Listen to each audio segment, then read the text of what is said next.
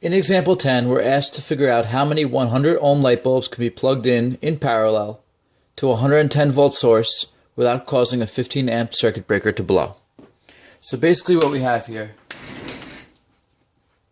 is our 110 volt source in series with a circuit breaker, and we keep on adding more and more of these resistors that are 100 ohms.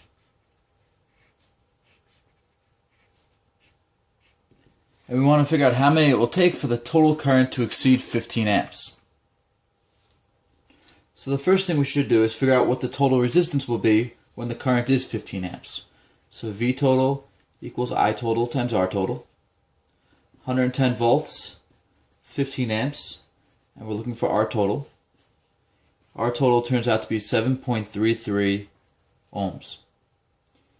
Recall that every time we add another resistor, the total resistance drops.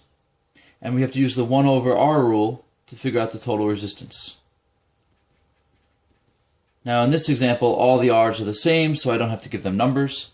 And I see that as I add them up, the total resistance, well, 1 over the total resistance, will be N over R, where N is the number of resistors. That's how many of these terms I would have.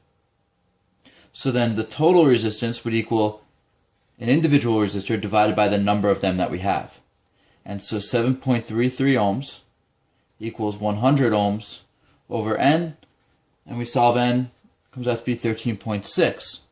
So 13 resistors would not make the circuit breaker blow, but 14 would.